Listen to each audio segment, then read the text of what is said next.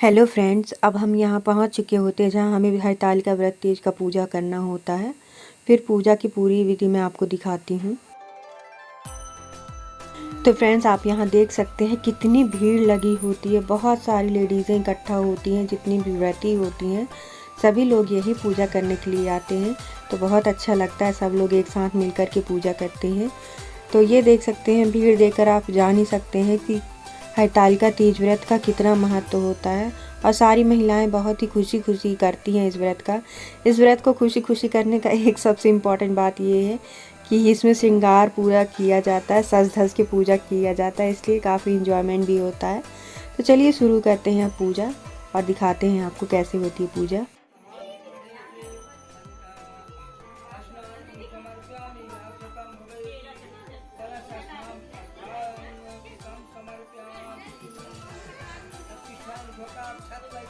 यहाँ दोस्तों आप देख सकते हैं पूजा विधि शुरू हो चुकी होती है।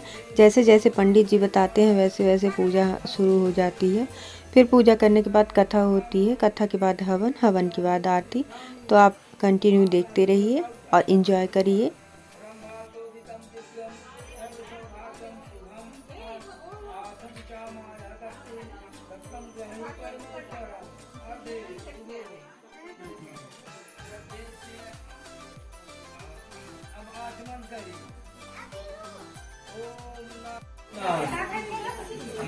नवनीते संयुक्तं सर्व संयुक्तं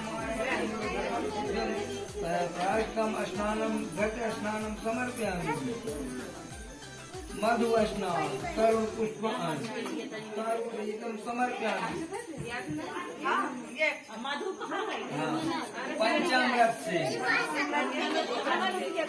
पंचामृत से स्नान कराए। शिव जी कहते हैं कि भारतवर्ष में उत्तम की ओर एक बड़ा रमणीय और पर्वतों में श्रेष्ठ हिमवन नामक पर्वत है।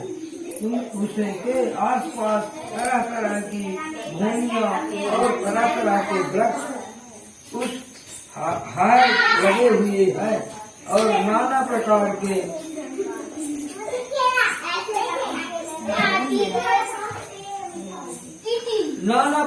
के पक्षी और अनेक प्रकार के पशु उस पर निवास करते हैं। यह पहुँच के संदर्भों के पास बहुत से देवता, दिव्य चरण और पक्षी गण निम्नलिखित मंत्रों का उपहार करता हुआ पूजन करें। इसके बाद फिर शिवाय ओम नमः शिवाय से लेकर के प्रसन्न भाव पार्वती तक मंत्रों का उच्चार करें, जिसका अर्थ इस प्रकार है। हे शिवाय ओम नमः शिवाय, हे शिव रूपिणी, हे मंगलाय, सर्व आर्य देव वाली, हे देवी, हे शिव रूपिणी। तृतीय विधिया व्रत अन्न भक्षण करती है तो वह 7 जन्म तक बद्ध रहती है और अपनी बार बार चिंता होकर के स्त्री पुरुष दोनों एक साथ पूजन करें। फिर वस्त्र आदि जो कुछ हो उसका संकल्प करें। हे देवी, जो इधर आप देख सकते हैं मेरी मम्मी और मैं बैठे हुए हैं पूजा करने के लिए। साथ में ही हम लोग पूजा कर रहे हैं और कथा सुन रहे हैं जो दूध पीने से साबिनी और मांसाहार खाने से बाघिनी, दही खाने से बिल्ली, मिठाई खाने से चींटी और सब खाने से मक्खी होती है। उस रोज सोने से अजगरी और पति को धोखा देने से मुर्गी होती है। इसीलिए सब स्त्रियां व्रत अवश्य करें। अजगरी जरूर सही अजगर जरूर होगा। अन्य भर कर ब्राह्मणों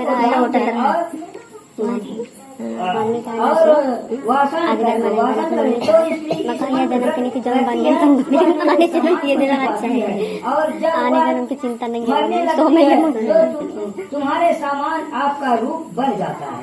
उसे सब प्रकार से सांसारिक भोगों से मुक्ति भी मिल जाती है। इसी हरतालिका व्रत की कथा मात्र सुन लेने से प्राणी को 1000 अश्वमेघ और सैकड़ों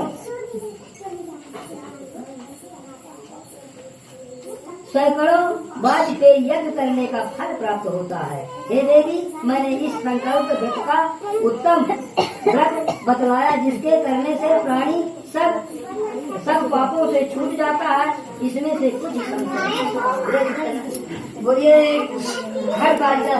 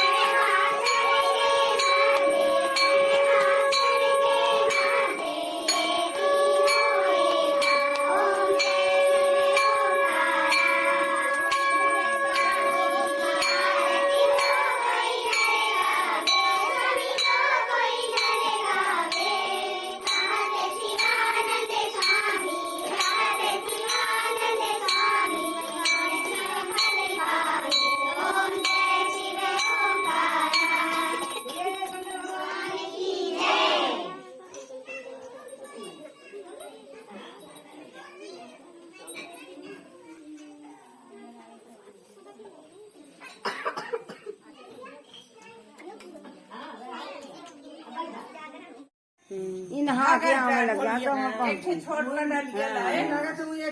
तो फ्रेंड्स यहाँ पास से जब पूजा करके थोड़ी देर तक बैठे रहते हैं सब लोग। जितने लोग लहरा के पास ही बैठे रहना पड़ता है, जहाँ पर अब तो वो घर से या घर नहीं आ मैं पावे और सारी रात यहाँ पास थक जाती 4 बेर रुका। और इस तरह से जो झूला बनाया जाता है उसको झुलाते रहना होता है। तो यही तो मेन तपस्या होती है इस तीज व्रत की। तो इस तरह से आप देख सकते हैं ये मेरी भाभी हैं, दोनों बड़ी बहुत लास्ट हो गई है वो। अब पानी नहीं पिए सोच आस पड़ोस के लोग हैं, सभी लोग यहाँ पास बैठे हुए हैं, आप देख सकते हैं। हाँ, पानी तक नहीं पिए। अब सोच रहे चौथ के रोज जब तक सगले नहीं खा लेते पापा की बेटी तब तक पानी भर प्रिया नाम है इसका। तो भाभी भी हमारी बैठी है, बड़े पापा की पूजा दीदी हमारी और भाभी सब हम लोग मिलकर इकट्ठा पूजा करने जाते हैं गाइस। बहुत अच्छा लगता है इस तरह से साथ में पूजा करना। तो अभी हमारा रात का पूजा हो गया खत्म और इस तरह से हम कुछ देर तक ऐसे ही बैठे रहते हैं यहाँ पर, फिर सुबह फिर आना होता है।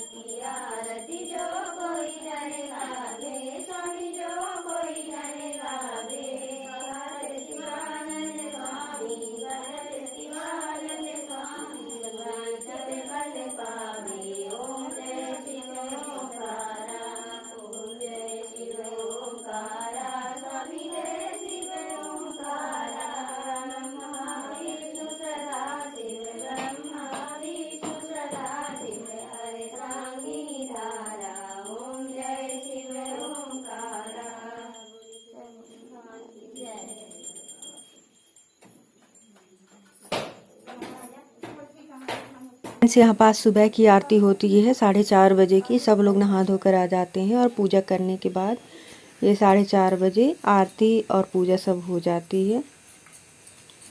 तो यहाँ पास आरती करने के बाद हम लोग आरती ले लेते हैं और फिर ये लास्ट का जो पूजा का लास्ट पार्ट होता है, जिसमें सबसे महत्वपूर्ण पल होता है, जिसमें जितनी भी व्रती होती हैं सब सुहाग लेती हैं यहाँ पास गौरी मैया से, सिंदूर चढ़ा के फिर सुहाग लेती हैं। तो यही सबसे इम्पॉर्टेंट तो यही होता है तीज व्रत का। तो देखिए आप यहाँ पास सब सुहाग ले रहे हैं।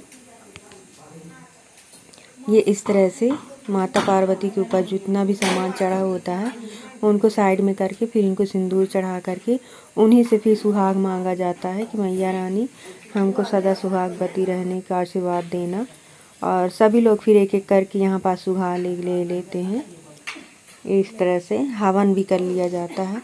वही पूजा विधि होती है जो रात में होती है, बस कथा नहीं होती है। सुबह भी उसी तरह की पूजा की जाती है।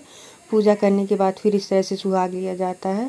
तो यहाँ पास आप देख सकते हैं मेरी बड़े पापा की बेटी है, मेरी छोटी बहन प्रिया, और इधर मेरी भाभी बैठी हुई हैं। तो ये दोनों सुहाग ले रहे होते हैं। फिर सब लोग सुहाग लेने के बाद थोड़ी देर तक बैठते हैं, फिर चले जाते हैं घर। गाइस घर जाने के बाद फिर हमारे से जो छोटे होते हैं लड़कियाँ या फिर सुहागन लड़कियाँ, उनको हम अनाज हमारे पास जितना भी होता है सब कुछ जोड़ करके, अनाज, सुहाग का श्रृंगार का सामान सब कुछ जोड़ करके फिर उनको दान करते हैं। उसके बाद ही जल ग्रहण करते हैं। तो इतनी कठिन होती है ये तीज की पूजा और तपस्या। और जो कथा भी सुनाया गया है उसमें सब कुछ बताया गया है कि किस तरह से पूजा करना चाहिए, क्या क्या करना चाहिए आज तीज के दिन। तो यहाँ पास अब सुहाग ले लेती है मेरी बहन, अब भाभी भी मेरी सुहाग ले लेती हैं, ये देख सकते हैं आप। इसके बाद हम लोग घर जाएंगे। फिर मैंने जो अनाज और श्रृंगार का सामान और कुछ दक्षिणा रखी हुई है तो वो सब दान करके अपनी छोटी बहन को फिर हम लोग पानी और चाय पियेंगे।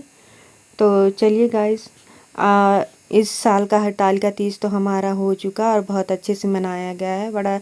बहुत ही पावन पर्व होता है ये जो हम मनाते हैं।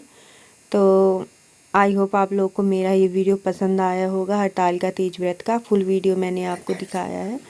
तो प्लीज़ चैनल को लाइक, शेयर एंड सब्सक्राइब करें। फिर यहाँ पास आप देख सकते हैं हम बैठ चुके होते हैं सुहाग लेकर के, तीनों बहनें और इधर भाभी। तो चलिए गाइस,